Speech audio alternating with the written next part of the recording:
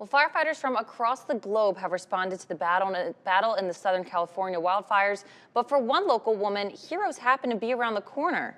Joy Benedict shares the story of a desperate wish to save her home and the firefighters who arrived just in time.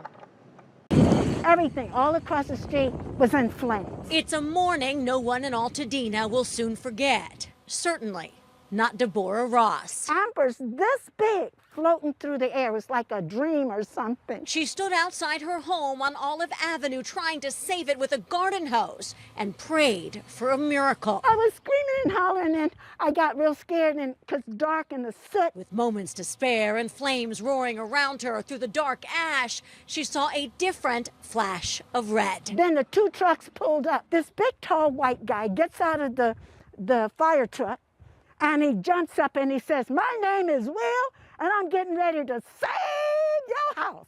And I said to him, while he was walking, I said, "You don't give a blink about my house." And he said, "Ma'am, I am not going to let your house burn down. I am not going to let your house burn down." And he and his crew saved it. In my home, I just got smoke damage. Walking around her home almost 4 weeks later, still damaged and smoky, Miss Ross can't help but remember the brave men she now calls her heroes. Well, if you're out there, thank you. I love you guys. With a little searching, we realized we were there too. We're here on Olive right now, and the crew wasn't too far away. The 4 firefighters who showed up that day came from Cal Fire Riverside Station 73 in Temecula. Did you find Will? I did. I found Will. He's right here. Good afternoon, Deborah. Captain Will Smith has been a firefighter for more than 20 years. Was there anything about Deborah that made you remember her? Oh, yeah, her stubbornness.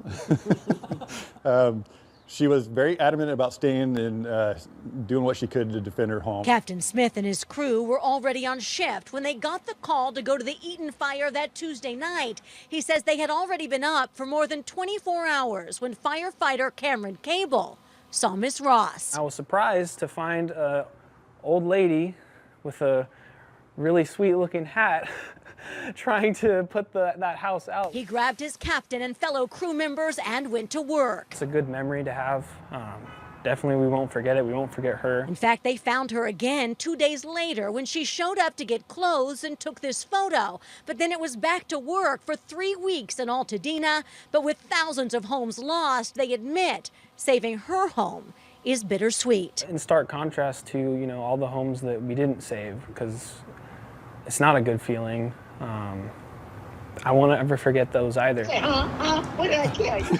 But for today, these firefighters say they will savor the joy of this one homeowner and smile that they made a difference on this street and were able to fulfill their promise to Miss Ross and give her something to come home to. I need to see Will to give him a big hug and tell him thank you. Those guys saved my house.